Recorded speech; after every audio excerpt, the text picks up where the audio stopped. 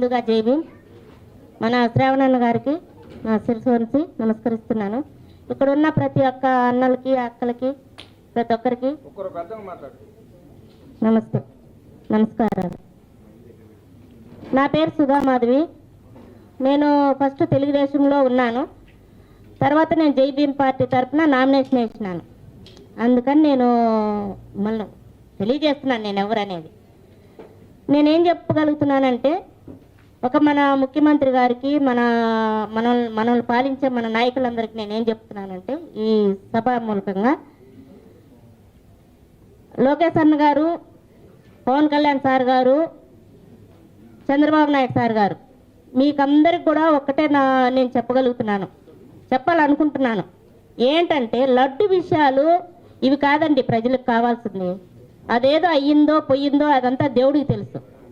కానీ మిమ్మల్ని ఇంత స్థాయిలో ఉంచిన మాలాంటి పేదలు, మాలాంటి మహిళలు ఎంతోమంది ఎంతో బాధలతో, ఎన్నో శోధనలతో, ఎన్ని నష్టాలతో రోడ్డు మీద ఉన్నారు.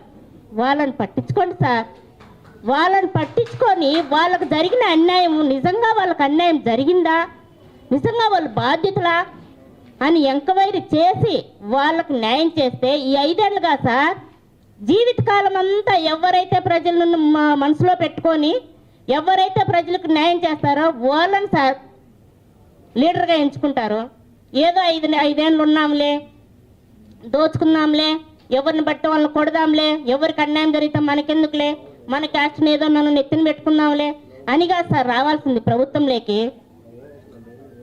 ప్రతి ఒక్క ప్రపంచంలో ఉన్న ప్రతి ఒక్క ప్రజలకు అందరికీ చెప్తున్నా నేను, మనకు అన్యాయం జరిగినప్పుడు ఒక దేవుడి కాడికి పోతాం, వెంకటేశ్వర స్వామి కాడి దగ్గర పోతాం. హిందూస్ అయితే, క్రిస్టియన్స్ అయితే జీసస్ దగ్గర పోతాం, ముస్లిమ్స్ అయితే అల్లా దగ్గరికి పోతాం.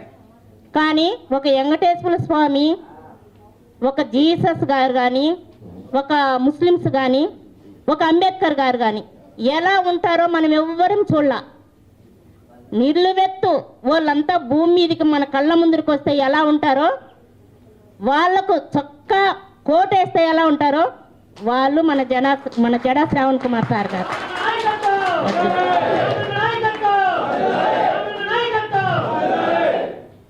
ఎందుకంటున్నానంటే ఆ విషయము, నాకు అన్యాయం జరిగిందన్నా, నాకు న్యాయం చేయండి అని నేను వీడియో ముందరకు వస్తే, అరే ఈ ఫస్ట్ ఏ క్యాస్ట్లో చూడండి రా, ఫస్ట్ ఏ మతమో చూడండి రా, అరే ఈమె ఏ పార్టీకి నామినేషన్ వేసిందో చూడండి రా అని నన్ను తప్పుగా లాగాలని, నాలో ఏం తప్పులున్నా అవన్నీ బయటకు లాగాలని చాలా వరకు ప్రయత్నించారు కొంతమంది.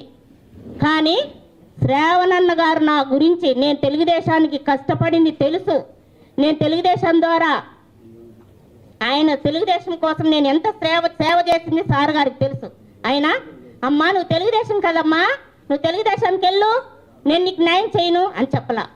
నాకే కాదు, ఇక్కడ ఉన్న ప్రతి ఒక్క మహిళలకు కానీ ఎవరికైనా సరే అన్యాయం జరిగింది అని వాళ్ళు వచ్చి చెప్పాల్సిన అవసరం లే.